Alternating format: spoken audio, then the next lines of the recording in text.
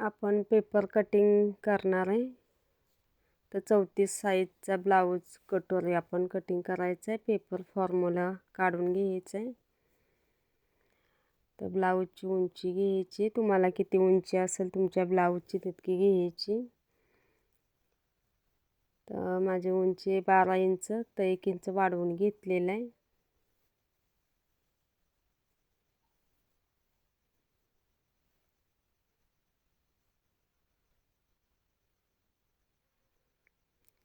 Shoulder मी 5 इंचाचे घेतलेले.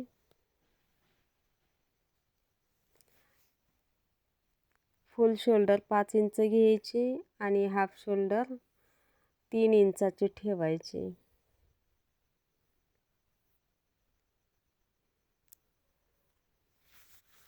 पुढचा गळा 5.5 इंचाचा घ्यायचा आहे आणि मुंडा 5.5 इंचाचा घ्यायचा आहे.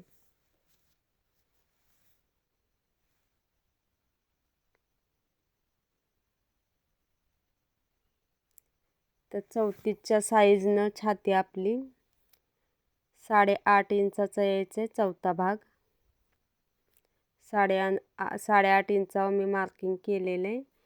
1.5 इंच वाढवून घ्यायचं आहे.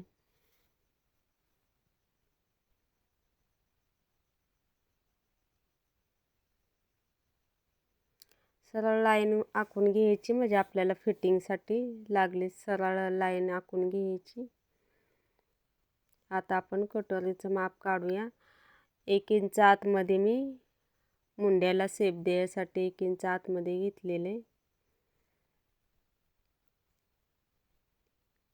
त्याच्याच खाली आता 2.5 इंचावर आपल्याला एक पॉईंट करायचं आहे. 2.5 इंचावर कटोरीसाठी. पुढच्या गळ्याला आकार देऊन तिथनं 1 इंच आपल्याला 1 इंच मार्किंग केलेले. योकपट्टी मी 3.25 इंच घेतलेली आणि इकडून 3.25 इंच घेतलेले फिटिंगच्याकडं, फिटिंग साईडून.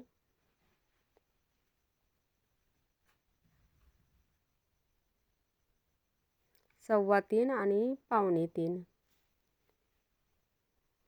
तर आपल्याला कटोरी आपण किती साईजची काढली ती लिहून घ्यायची, म्हणजे पुढच्या कटिंगला आपल्याला उपयोगी पडतं आणि लक्षात येतं. तर आता कटोरीला आपण शेप देऊन घ्यायचं आहे गोल.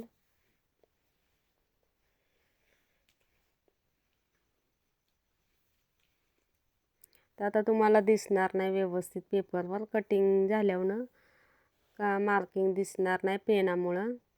कटिंग झाल्यावर तुम्हाला समजेल कशा पद्धतीनं कटिंग केलं आहे ती. योकपट्टी आधी कटिंग करून घ्यायची.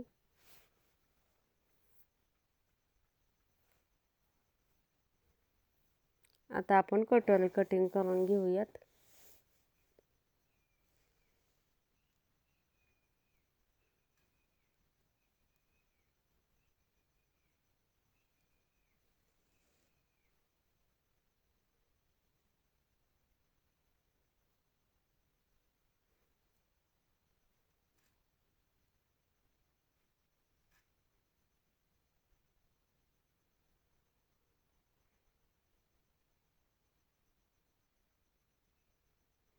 ते आपलं कटिंग झालेलं आहे 34 साईजचा ब्लाऊज.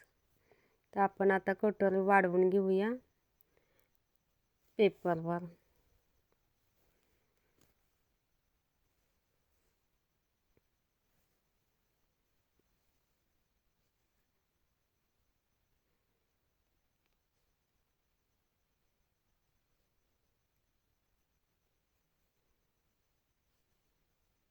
हा आकार देऊन घ्यायचा आहे अगोदर.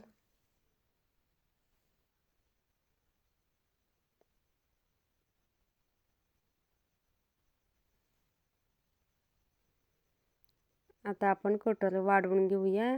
दोन्ही साईडून 1.5 इंच वाढवून घ्यायची.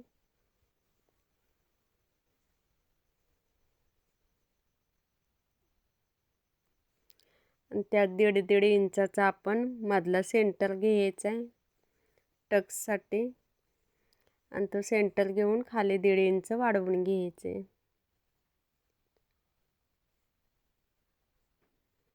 त्या 1.5 इंचाला अशा क्रॉस लाईन ओढून घ्यायची.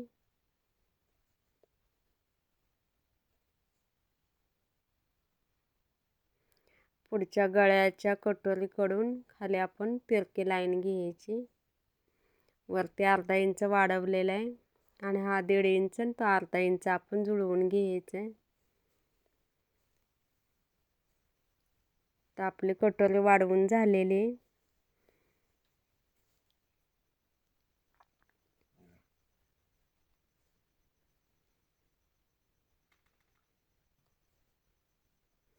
तर 34 साईजच्या ब्लाऊजची आपण कटोरी कटिंग केलेली.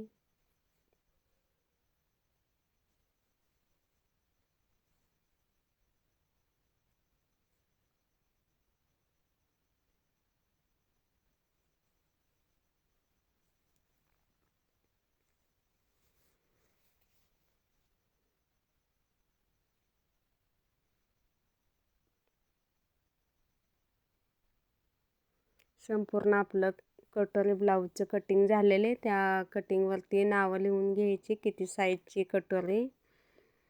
व्हिडिओ कसा वाटला नक्की सांगा आणि लाईक करा.